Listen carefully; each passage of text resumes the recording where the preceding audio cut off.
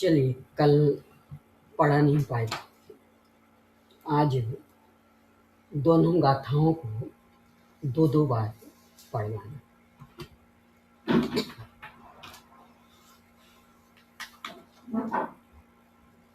सत्र में 18वीं गाथा 4 जन पढ़ेंगे अलग अलग। जो भी पढ़ना चाहें हाथ ऊपर करिए।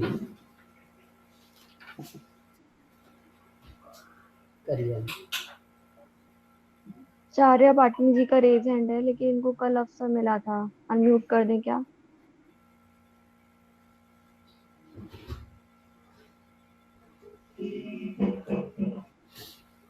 पूछ ले, वहां भेजना है क्या? बोलो दीदी।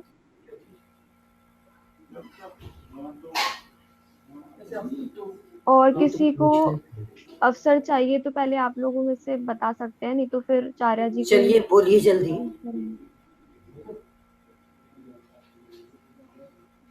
बोलिए। किनको किया अनम्यूट? चार्या जी को अनम्यूट करा आपकी है। आवाज नहीं आ रही। आवाज नहीं आ रही है? जह नाम को विपुरी आयुषी जी सो की आवाज नहीं आ रही। रायणम दीदी को आवाज नहीं आ रही। एक मिनट रुको। चार्या जी एक मिनट रुके। दीदी को आवाज नहीं आ रही है हमारी। आ रही है आवाज तो। अब आ गई है, अभी नहीं आ रही थी। अभी चार्या पाटनी जी को अवसर दिया है। कल भी इनको मिला था, लेकिन और किसी ने रेज हैंड नहीं करा, इसीलिए। चलिए पढ़िए जल्दी से। जह नाम को विपुरी सो रायाणम जानी ऊन सह दी तो तम अनुचर दी पुनो अथथ्योपयतेन एवं ही जीवराय। एक मिनट रुकिए। अनुचर बड़ी दी है कि छोटी? दी। छोटी की बड़ी? छोटी दी। पुनः पढ़िए इस पंक्ति को। तो तम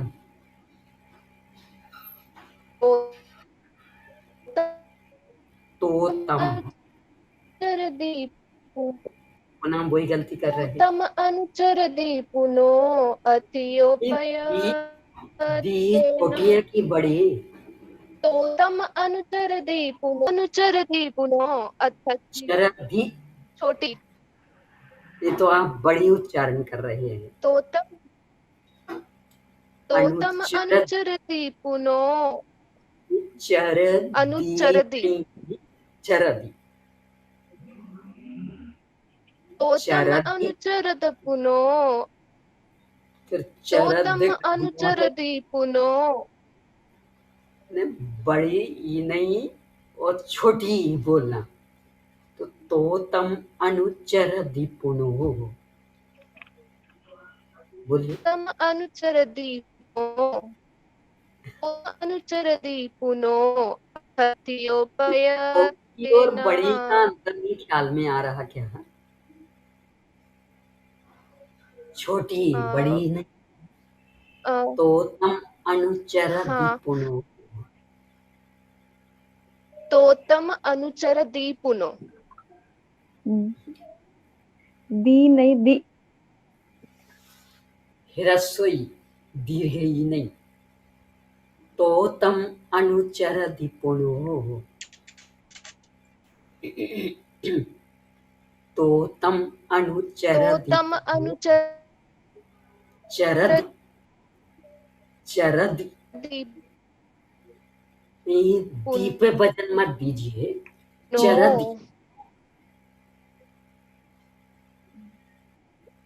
चलिए और दूसरों को करिए। तो तम अनुचर दी पुन चरद चरदी। चरदी। यानी ई की मात्रा आए पर ह्रस्व, दीर्घ नहीं। चरद बोलेंगे तो मात्रा ही गायब हो जाएगी। चलिए 18वीं गाथा और दूसरे जन कोई। एवं जीवराया नादव्यो तहयः सद्दहिदव्यो फिर से अनुचरितव्यो फिर से तहाई के बाद तहयः सद्दहिदव्यो सद्दहिदव्यो हाँ अनुचरितव्यो यपुनो सोचे विदुमुखकामेन। तो चेवदु नहीं चेवदु यानी वाह पूरा अनुचरितव्यो चेवदु यपुनो सोचे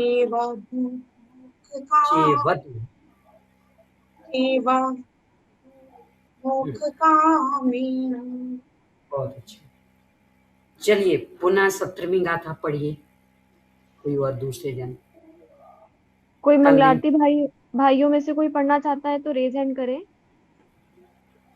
जहणाम को विपुरसो रायाणम जानी ऊण सतहदी तो तम अणुचरदि पुणो अथथियोपयतेण। बहुत अच्छा। चलिए और कोई 18वीं गाथा।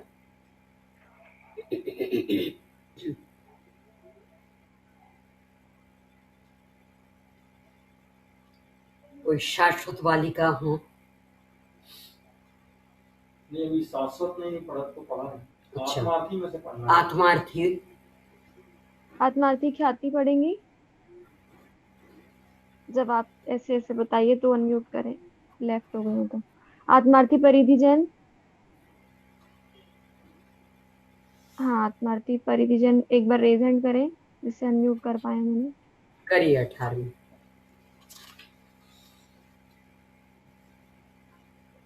एवं हि जीयराय माधवो तहस सदेवो अनुचरितव्यो यपुणो सोचेवदु मुखनं काम।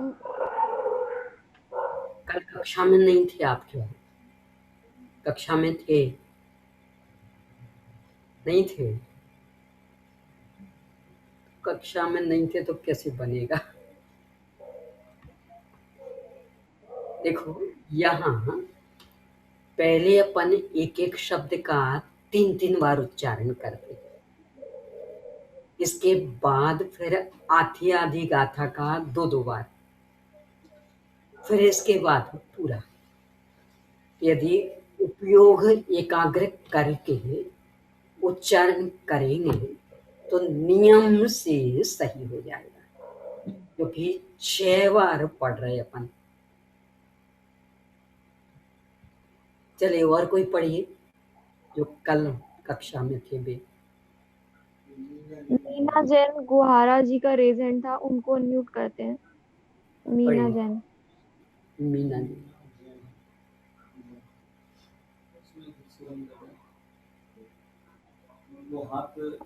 अनम्यूट करिए। हाँ हाँ 17वीं पढ़ रहे हैं ना। 17वीं 18वीं। जय 18वीं। हाँ। एवं हि जीवराया हड़ा दब्बो तहया सद हे दब्बो अनुचरी दब्बो या पुड़ो रुकिए रुकिए सोचे विदुमुख कामेण। सुनिए, ना दब्बो के बाद तहाय, तहाय नहीं, तहाय सदहे दब्बो। सद हे दब्बो। पुनः पढ़िए आराम से। एवं हि जीवराया अड़ा दब्बो तहया सद हे दब्बो तहाय, तहाय सद हे दब्बो अनुचरी दब। उसके पहले तहाय, तहाय सद हे दब्बो सदहे दब्बो, सदे दब्बो अनुच सद सद हे दब्बो। यानी 2 दा है ना, एक आधा और एक पूरा। तो सद हे दब्बो ये आपका एकदा आ रहा है, दूधा है। सद सद दही, सद सद दही, सदब्बो ने दब्बो सद दही आ- दब्बो। सदहे दब्बो हम्म, अणुचरी दब्बो या पुड़ो सोचे विदु मोख कामेण अनुचरी दब्बो, यानी आ- छोटा या। आणि और अणुचरी दब्बो या पुड़ो या सोचे छोटा या। या बड़ा पुड़ो यानी आप बड़ा या बोल देते हैं। अनुचरी दब्बो पुल, अणुचरी दब्बो या पुड़ो सोचे या विदु मोख कामेण क्या में डंडा लगा है, बड़ा या है कि छोटा, या बड़ा है कि छोटा? या छोटा तो छोटा पढ़िए फिर। अणुचरी दब्बो या पुड़ो सोचे विदु मोख कामेण तो वो चेवद, चे वधु हम्म, चे वधु मोख कामेण ये आप लोगों को इस सलाह देना चाह रही हूँ।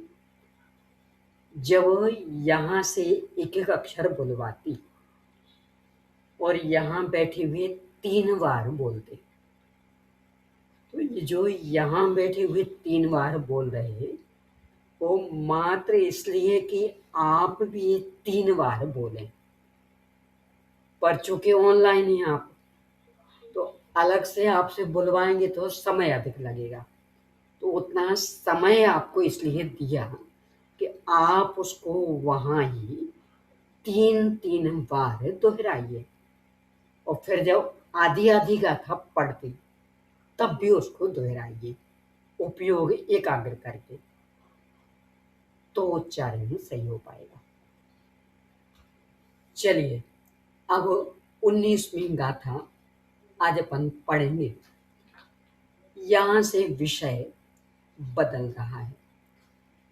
आचार्य श्री ने मार्गदर्शन दिया था कि यदि मुक्त होना चाहते हो तो जीव रूपी राजा को पहचानो, उसका श्रद्धान करो और उसका अनुचरण करो। मुक्त होना चाहते, सुखी होना चाहते, ज्ञानी बनना चाहते, तो अब इसको लेकर के प्रश्न कि यह जीव अज्ञानी रहता कब तक है? यानी हम अज्ञानी हैं, कब तक अज्ञानी रहेंगे?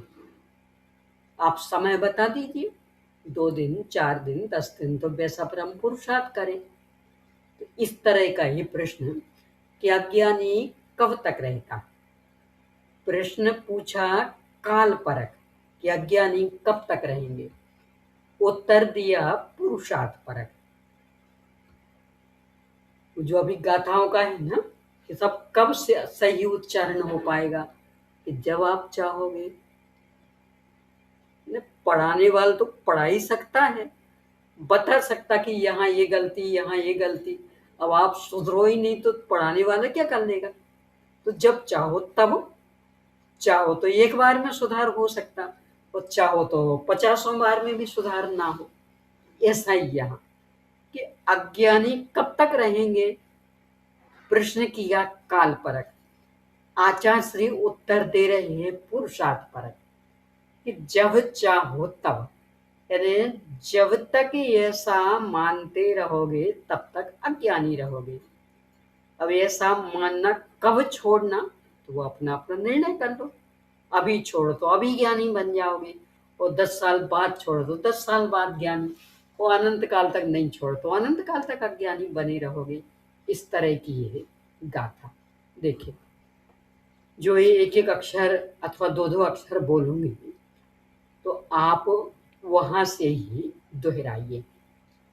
दीदी इस यहाँ समय पे किसी को अनम्यूट रख सकते हैं हम?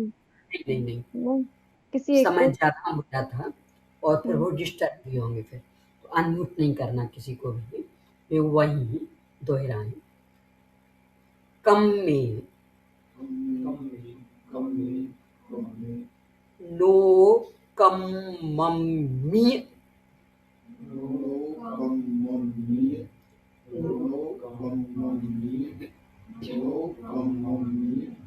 आहे मिदी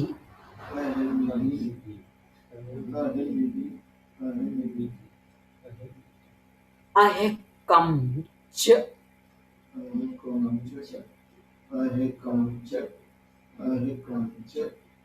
कम नो कम्मम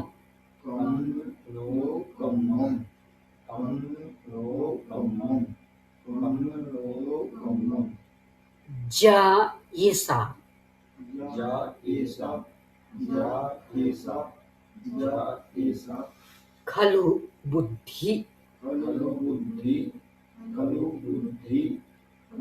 बुद्धि अपड़ी बुद्धो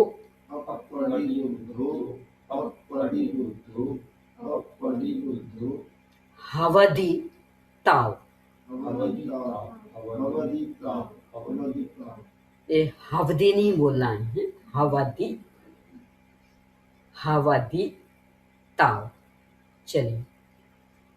कम्मेनो कम्ममिया आए मिदि आए कम च कम्मेनो कम्मम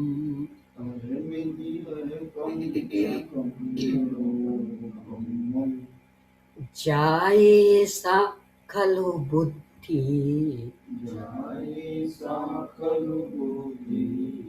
अपड़ी बुद्धो हवदि ताव।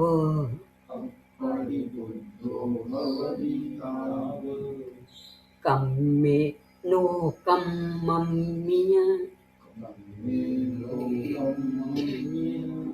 आहे मिदि आहे कम च कम्मेनो कम्मम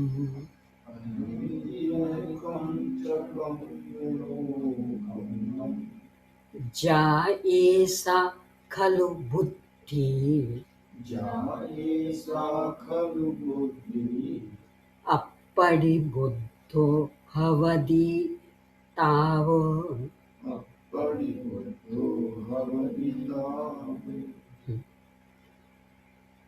कम्मेनो कम्ममिया आहे मिदि आहे कम च कम्मेनो कम्मम जाए सा खलु बुद्धि अपड़ी बुद्धो हवदि ताव।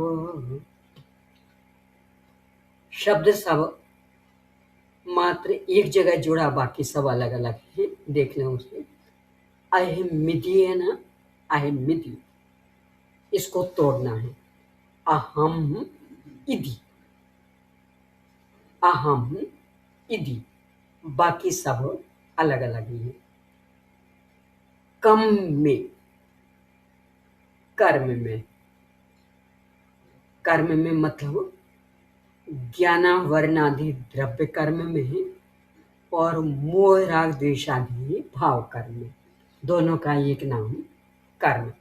ज्ञाना वर्णादि द्रव्य कर्म और मोह राग द्वेषादि भाव कर्म में।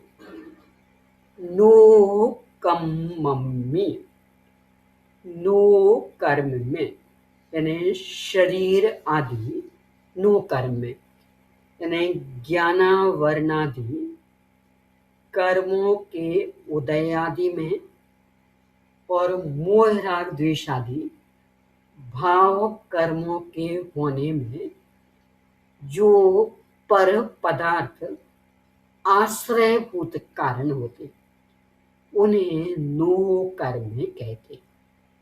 द्रव्य कर्म के और भाव कर्म के होने में जो पदार्थ आश्रयभूत कारण होते उन्हें नो कर्म कहते। आश्रयभूत कारण मतलब जब जैसे मुझे गुस्सा आ रहा हो तो किसी ना किसी पे आएगा, तो जिस पे आया ना, यानी आपने सही उच्चारण नहीं किया, बार बार संकेत देने पर भी आप ध्यान नहीं दे रहे, गुस्सा आ गया, तो ये जो आपकी लापरवाही, ये कहलाएगी उसकी नौकरी। यानी वो एक आश्रय हो गई, आधार हो गई, उसको लेकर के हमें गुस्सा आया। ये ऐसे सब पदार्थ, मूल शरीर और शरीर सापेक्ष और भी सारे पदार्थ तो भी कहलाते हैं नोकम। नोकम्मम ही नो कर्मों में, यह और, तो और पहले ले लेना कि कर्म में और नो कर्म में अहम इति, इति इस प्रकार से अहम में, यानी ये मैं हूँ, इस प्रकार से अहिकम मेरे, च और कम में नो कम्मम, कर्म और नो कर्म, यानी कर्म और नो कर्म में ये मैं हूँ ऐसा भाव, अथवा या और मतलब अथवा कर्म नो कर्म अहिकम मेरे है, जा जो ऐसा यह खलु वास्तव में बुद्धि मान्यता श्रद्धान विश्वास प्रतीति अपरिबुद्धो, अप्रतिबुद्ध यानी मूर्ख, अज्ञानी, मिथ्या दृष्टि, दुखी, हवदी होता है ताव तब तक, यानी जब तक कर्म और नो कर्म में ये मैं हूँ, ये कर्म नो कर्म मेरे हैं, ऐसी बुद्धि, बुद्धि मतलब मान्यता, विश्वास, श्रद्धा इस जीव को रहता है, तब तक वह अप्रतिबुद्ध रहता, यानी अज्ञान ही रहता।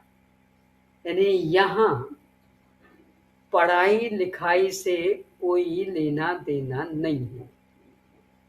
जब तक अक्षर ज्ञान नहीं हो तो अज्ञानी, और अक्षर पढ़ना आने लगे तो ज्ञानी। जब तक पोस्ट ग्रेजुएट नहीं हो तो अज्ञानी, और पोस्ट ग्रेजुएट हो जाए तो ज्ञानी। यहाँ उससे कोई लेना देना नहीं। किससे लेना देना?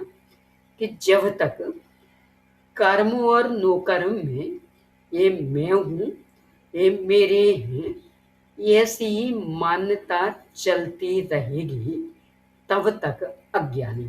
तो ये तब तक अज्ञानी कह करके बात अपने ऊपर छोड़ दो कि जब तक आप मान्यता रखोगे तब तक अज्ञानी, अभी छोड़ दो तो अभी ज्ञानी हो जाओगे, वो 10 साल बाद छोड़ दो 10 साल बाद ज्ञानी होना।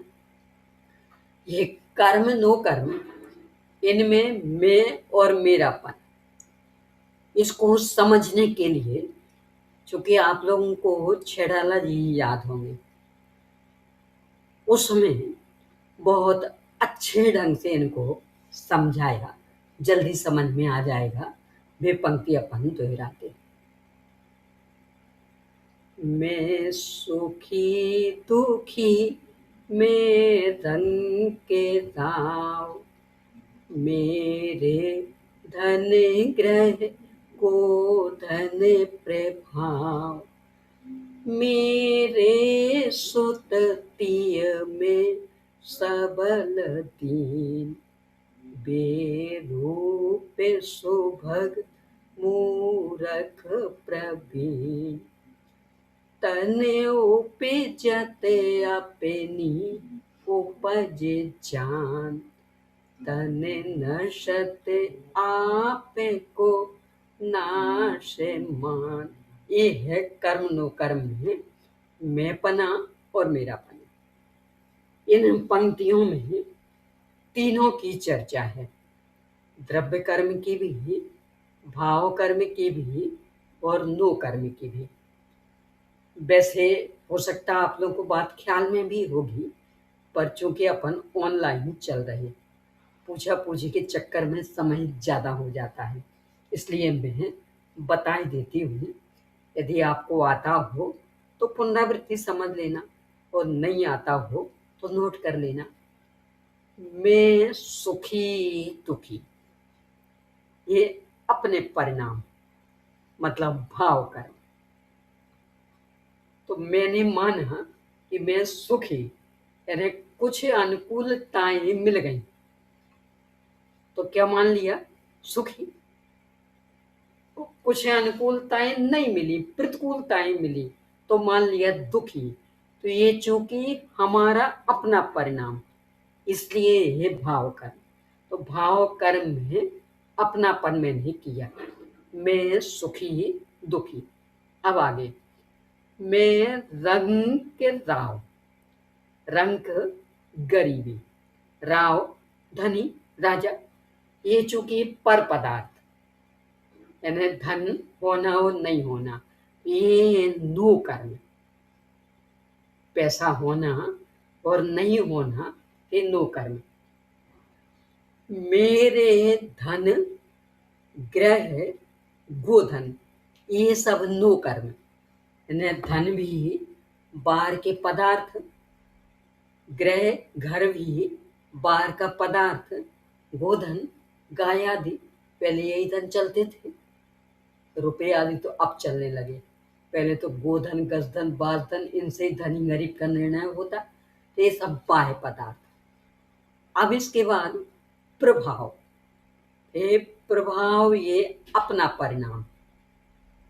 प्रभाव यानी वर्चस्व, यानी कितने लोगों पर हमारी धाक, कितने लोग हमें स्वीकार करते। तो ये अपना अंदर का परिणाम, तो ये भाव कर्म।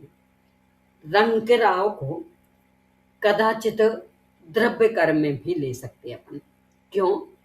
क्योंकि पाप के उदय में गरीबी और पुण्य के उदय में धनीपना, तो यह पुण्य पाप का खेल, ऐसा भी ले सकते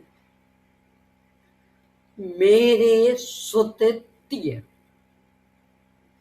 ये पूर्णतया नो कर्म। क्यों? अपने से भिन्न, सुत बेटा, तीय पत्नी, तो मेरे मतलब अहकम, अहम ममकार। तो मेरे सुततीय, मैं सबल दीन, यानी शारीरिक शक्ति हुई तो मैं सबल बलवान, और शारीरिक शक्ति नहीं तो ये दीन। तो ये नो कर्म में अहम बुद्धि, क्योंकि शरीर ये नो कर्म है, और शरीर की ताकत से अपने को सबल माना, और शरीर की कमजोरी से अपने को दीन माना। तो मेरे सुत्ती में सबल दीन, बेरूप सुभग, यानी शरीर की कुरूपता, तो अपने को माना में बेरूप, और शरीर की सुंदरता, तो अपने को माना सुभग। ये हुआ नो कर्म में अहम बुद्धि। यानी है तो शरीर सुंदर असुंदर, और माना क्या? मैं सुंदर मैं असुंदर। शरीर नो कर्म है, तो ये नो कर्म है। फिर मूर्ख प्रवीण, ये कर्म में अहम बुद्धि। कैसे? कि मूर्खता मतलब ज्ञानावरण कर्म का उदय चल रहा, और प्रवीण यानी ज्ञानावरण कर्म का क्षयोपशम हो गया, तो बुद्धि बहुत विकसित हो गई। तो था तो ये कर्म का कार्य, और हमने माना अपने को मूर्ख और प्रवीण।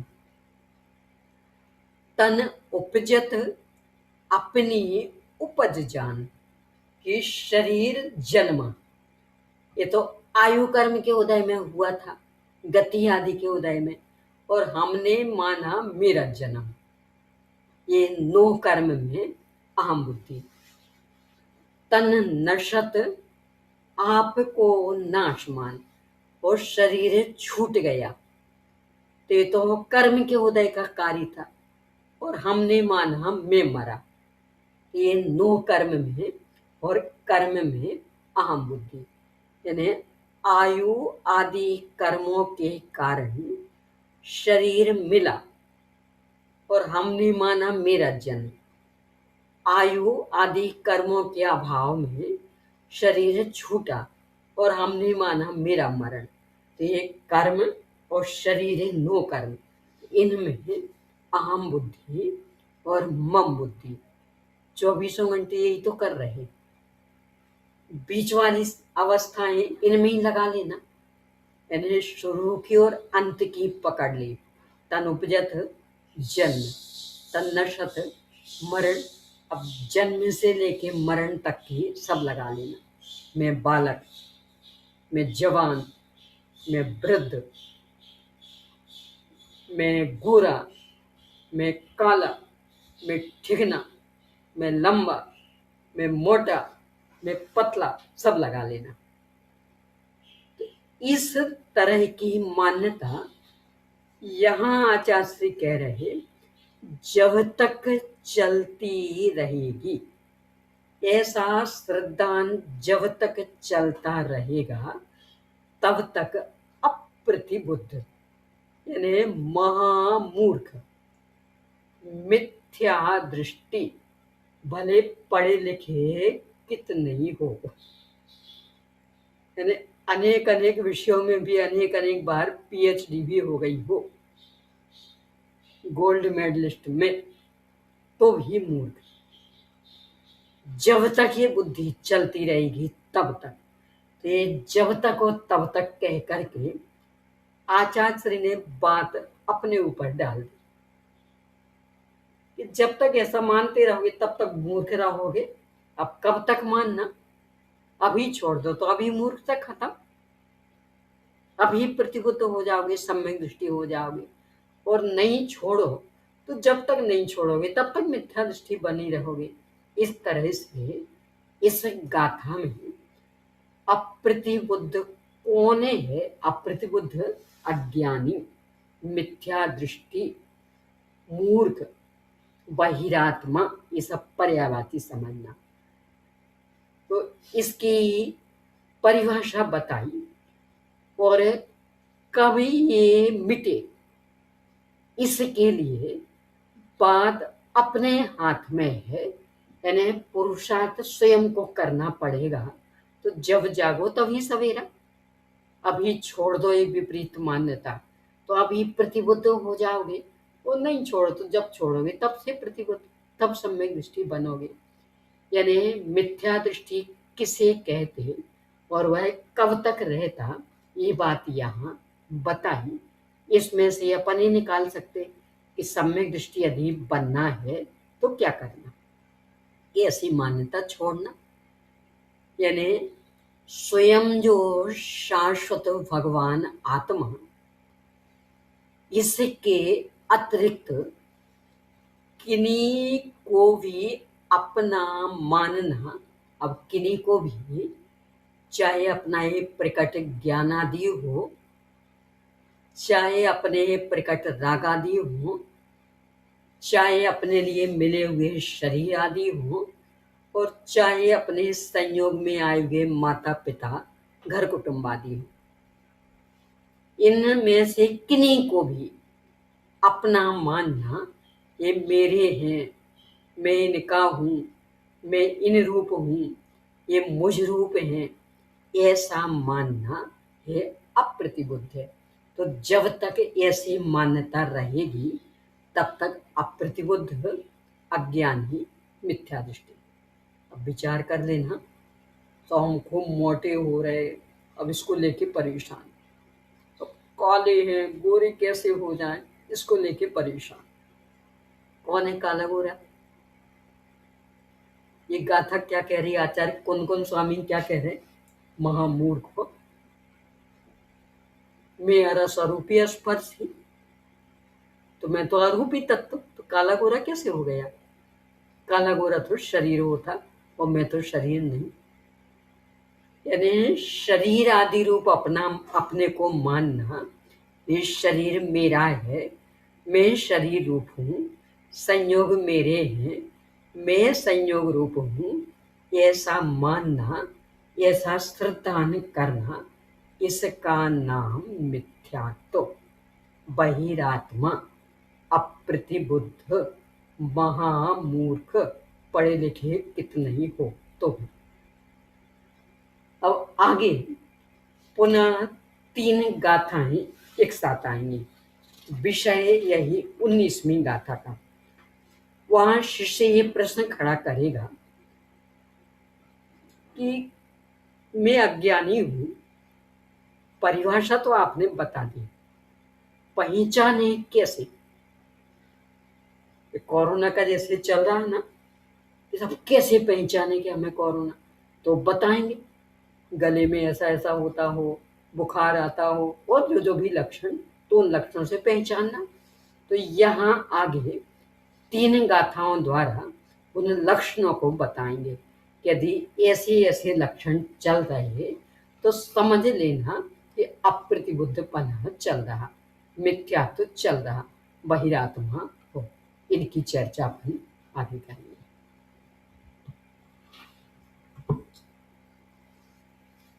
नीचे निधि निजे में बखाए, रहे अनंत उपकार है, उसे के लिए जिन्हें वाणी माको, वंदना शतबार।